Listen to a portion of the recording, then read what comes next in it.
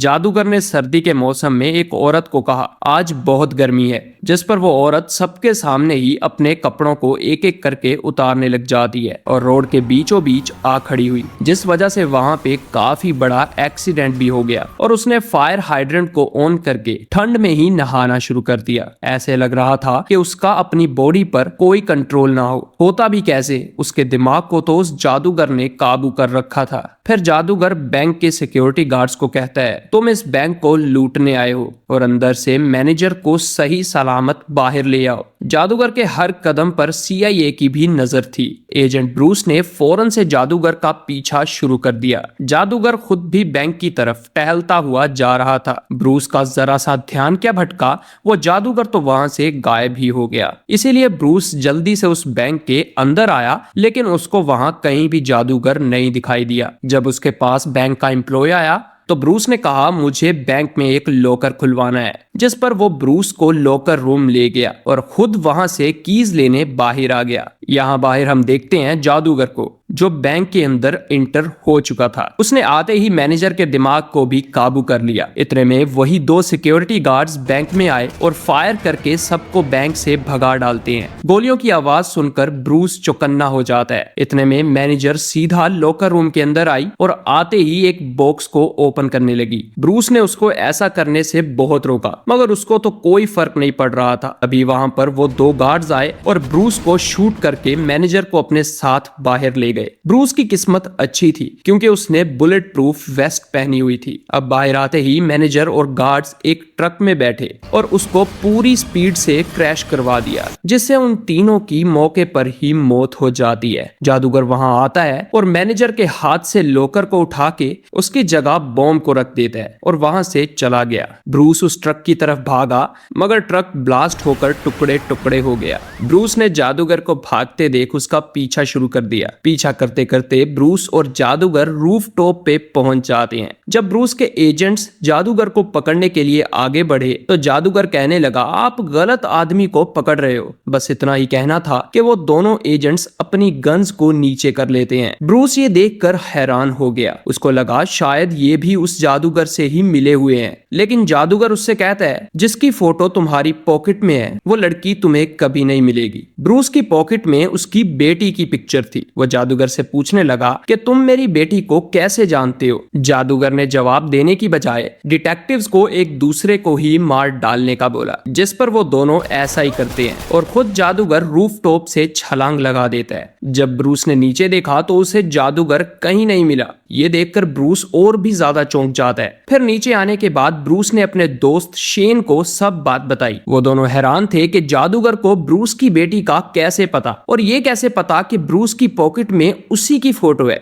दरअसल ब्रूस की बेटी 2 माह पहले किसी पार्क में खेलते हुए किडनैप हो गई थी। इसीलिए ब्रूस को जादूगर पे शक हुआ कि कहीं मेरी बेटी उसी के पास तो नहीं। अब इसी टेंशन के अंदर ब्रूस रात भर जादूगर के दिमाग को कंट्रोल कर देने वाले जादू पर रिसर्च कर रहा था। इतने में उसे शेन का फोन आया, जिसने ब्रूस को एक औरत का पता बताया और कहा, ये औरत भी दिमाग को कंट्रोल कर सकती है, बिल्कुल उसी जादूगर की तरह। इस औरत से जरूर तुम्हें जादूगर का सुराग मिल ही जाएगा। ब्रूस फौरन से उस औरत के पास चला जाता है। वो औरत एक गैंगस्टर को हिप्नोटाइज करके उसके दिल को बच्चों जैसा कर देती है, जिससे वो रोने भी लगा और बच्चों जैसी हरकतें करना भी शुरू कर देता है। ये सब कुछ ब्रूस भी एक जगह खड़ा होकर देख रहा था। जब वो अंदर आया तो वो गैंगस्टर उसको बहुत बेरहमी से घूरने लगा और जीना से कहने लगा कि अगर कुछ भी हुआ तो मैं बाहर ही खड़ा हूं। इससे हमें पता चलता है कि ये लोग अपने मालिक के बहुत ही ज्यादा वफादार होते हैं। ब्रूस ने जीना से हिप्नोटिक के बारे में पूछा। जीना ने उसका माइंड रीड किया और कहा, क्यों ना हम मुद्दे की बात करें। जीना ने कहा, मैं भी जादूगर का ठिकाना नहीं जानती, अब मुझे बताओ कि तुम उसके पीछे क्यों पड़े हो। जिस पर ब्रूस बहुत ज्यादा हैरान होता है, क्योंकि यही सारे सवाल ब्रूस उसी से करने वाला था। खैर, अब ब्रूस कहता है कि जादूगर ने मेरी बेटी को किडनैप किया हुआ है और ये सिर्फ मैं ही जानता हूँ। ये सुनकर जीना ने उसको यहाँ से फौरन निकल जाने की सलाह दी। ब्रूस ने इसकी वजह पूछी, लेकिन तभी वो गैंगस्टर अपनी अपनी बाइक को लेकर घुस गया जीना की शॉप में। ब्रूस और जीना उस हमले से तो बच गए, लेकिन जब उस गैंगस्टर ने देखा कि गिरने से उसकी हड्डियां टूट गई हैं, तो उसने ब्रूस को बोला कि जादूगर अब नहीं रुकेगा। इतना कहकर गैंगस्टर ने अपने सर को एक बड़ी नोकदार लकड़ी में मारकर अपनी जान ले ली। ये देख वो दोनों और भी ज्यादा डर गए, इसलिए ब्रूस जीना को पुलिस स्टेशन की जेल में ले आया। ब्रूस ने कहा यहाँ हम सेफ हैं। फिर वो जीना से जादूगर के बारे में पूछता है कि तुम उसके बारे में आखिर कैसे जानती हो। जीना ने बताया मैं उसकी कंपनी में काम किया करती थी। वो दुनिया के हर एक हिप्नोटिक इंसान को अपने साथ मिलाना चाहता है और इसके बाद वो जालिम दुनिया का बादशाह बन जाएगा, मगर बदकिस्मती से कोई हिप्नोटिक भी उससे ज्यादा शक्तिशाली नहीं है, इसलिए वो सबका राजा है। वो हर उस इंसान को मार डालता है जिसने भी उसकी पावर्स को देखा या सुना होता है। ब्रूस ने कहा वो मुझ पर भी तो जादू कर सकता था ना, मगर उसने ऐसा क्यों नहीं किया। जिस पर जीना ने कहा तुम्हारे अंदर लगता है जादू को तोड़ने की शक्ति है, इसलिए तो तुम अभी तक सही सलामत हो, वरना जादूगर तुम्हें कब का मार चुका होता। यहाँ बाहर जब शेन सिगरेट पीने आया तो वहां पर जादूगर आ जाता है और उसके दिमाग को अपने वश में करने के बाद उसे अंदर भेज देता है, जिसने अंदर आते ही मेन पावर को कट कर दिया और गन लेकर ब्रूस की तरफ बढ़ना शुरू हो गया। ब्रूस को समझ आ गई कि शेन अब जादूगर के ही वश में है, इसीलिए ब्रूस ने शेन की टांग में गोली मारकर उसके हाथ से गन दूर फेंक दी और उसको रोड के साथ बांध दिया। मगर शेन तो बंधे होने के बावजूद भी गन की तरफ ही बढ़ रहा था। शेन अपना हाथ चीरने ही वाला था कि इतने में जीना ने उसके सर में गोली दाग दी और शेन को जान से मार डाला। ब्रूस को जीना पर गुस्सा तो आया, मगर उसे भी पता था कि शेन तब तक नहीं मरता जब तक वो अपना काम पूरा ना कर लेता, इसलिए वो बेचारे शेन को वहीं छोड़कर एक ट्रक में बैठकर जाने लगे जीना के पिता के घर, क्योंकि अब उनको जादूगर से भी तो छुपना था ना। वो जैसे ही जीना के पिता के पास आए तो जीना के पिता एक सोफा पर बैठे जीना का ही वेट कर रहे थे। जीना ने उनसे मदद करने को कहा, मगर तभी उन्हें पता चला कि ये तो जीना के पिता है ही नहीं, वो कोई और नहीं बल्कि जादूगर खुद ही होता है, जो उन दोनों पर गोलियां चलाने लगा। इसलिए वो फौरन से भागकर बाहर आ गए। मगर हैरत की बात थी कि अब सभी लोग उन दोनों को ही घूर रहे थे, क्योंकि उन पर भी जादूगर का जादू चल चुका था। उन लोगों को देखकर ब्रूस और जीना वहां से एक बाइक की मदद से भागने लगे। वो रास्ते में आने वाले लोगों को भी मारते चले जाते, मगर एक ट्रक ने उनका रास्ता रोक लिया, जिससे उन्होंने बाइक को छोड़ा और भागकर एक बंद रास्ते के सामने आ गए। तभी पीछे से जादूगर भी वहां आ जाता है। उसने ब्रूस को पकड़ने के लिए अपनी पावर का यूज किया, मगर उल्टा तो ब्रूस ने ही पुलिस को जादूगर के खिलाफ कर दिया और पुलिस जादूगर को पकड़कर वहां से ले जाती है। इसके फौरन बाद ही वो दोनों एक जगह छुपकर ये डिस्कस कर रहे होते हैं कि आखिर ब्रूस ने जादूगर को हराया तो हराया कैसे, मगर ये जगह भी उनके लिए सेफ नहीं थी। इसलिए ब्रूस जीना को अपने एक पुराने दोस्त के ठिकाने पर लाता है, जो एक टॉप क्लास हैकर होता है। जब रात को जीना नहा रही थी तभी ब्रूस को एक अननोन नंबर से फोन आया। जब ब्रूस ने फोन उठाया तो दूसरी तरफ फिर से जादूगर होता है, जो सिर्फ इतना कहता है कि तुम पर मेरा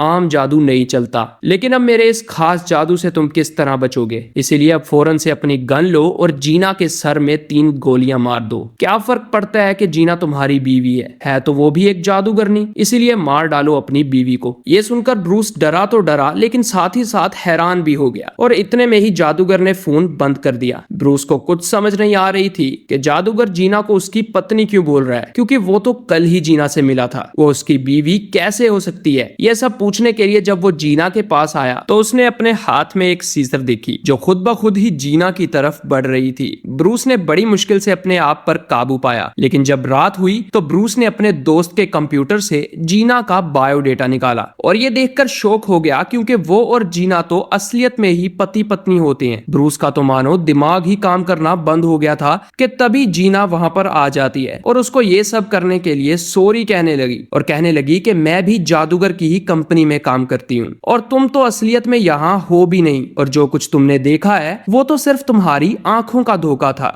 हमने देखा कि ब्रूस और जीना तो एक बहुत बड़े हॉल के अंदर मौजूद होते हैं और वो सब भी मौजूद होते हैं जिनको जादूगर ने अब तक कंट्रोल किया हुआ था। जादूगर ब्रूस के पास आया और कहता है कि हमें बस तुम्हारी बच्ची चाहिए, जो तुमने ही कहीं छुपाई हुई है। वो कहता है कि तुम यहाँ तक 17 बार आ चुके हो, मगर कभी भी तुमने अपनी बच्ची का ठिकाना नहीं बताया। उम्मीद है कि हम इस बार फेल नहीं होंगे। दरअसल ब्रूस और जीना दोनों ही जादूगर के लिए काम किया करते थे। जब जादूगर जादूगर को उन दोनों की बेटी के बारे में पता चला तो ब्रूस ने अपनी बेटी को कहीं छुपा कर अपना और अपनी बीवी का दिमाग रीसेट कर दिया, ठीक उसी मशीन से जिस मशीन से जादूगर ब्रूस के दिमाग को 17 बार रीसेट कर चुका है और ब्रूस की सारी यादों को मिटा चुका है। और वो 18वीं बार भी रीसेट करने ही वाला था कि उसके पास जीना अपनी बेटी का पता पूछने आई, मगर इस बार भी ब्रूस ने कुछ नहीं बताया, इसीलिए वो लोग 18वीं बार भी उसका दिमाग रीसेट कर डालते हैं। लेकिन इस बार ब्रूस एक बहुत बड़ी चाल चलता है। जब ब्रूस रीसेट होने के बाद जादूगर का पीछा कर रहा था जैसे हमने फिल्म की शुरू में देखा, और तब उसने एक कार को लिया और देखते ही देखते कंपनी से भाग गया। शेन ने जीना को ब्रूस की कॉपी पर बने नाम को दिखाया जिस पर लिखा था कि ये सब छलावा है, ब्रूस को अभी के अभी अपनी बेटी के पास जाना होगा। इसी वजह से ब्रूस को वक्त से पहले सब कुछ याद आ गया और ब्रूस सीधा आ गया अपने मोम डैड के पास। ये वही जगह थी जहां पर ब्रूस ने अपनी बेटी को छुपा रखा था। उसके माता पिता ने कहा कि तुम अंदर जाके मिलो, हम यहाँ ध्यान रखेंगे। कुछ ही लम्हों में जादूगर ब्रूस का पीछा करते करते वहां आ पहुंचा। जब जीना आगे बढ़ी तो ब्रूस की माँ ने कहा, बेटी हमने तुम्हें बहुत मिस किया। लेकिन जीना ने कहा कि मैं तो आपको जानती तक नहीं। ब्रूस के पिता ने जीना को बताया कि इस जादूगर ने तुम्हारे माइंड को भी रीसेट किया हुआ है, तुम वाकई में ब्रूस की पत्नी हो और तुम भी नहीं चाहती थी कि तुम दोनों की बेटी इस कमीने के हाथ आए। जब जादूगर ने देखा कि उसकी तो पोल खुल रही है, इसीलिए उसने फौरन से उन दोनों को एक एक करके मरवा दिया। ये देख जीना बहुत ज्यादा दुखी हुई, लेकिन तभी ब्रूस घर से बाहर आया और साथ ही अपनी बेटी को भी ले आता है। उसकी बेटी ने अपनी माँ को पकड़ा जिससे उसे सब कुछ याद आ गया। उसके एक इशारे से जादूगर के लोगों ने एक दूसरे पर ही फायरिंग करना शुरू कर दी और अपने आप को ही मार डाला।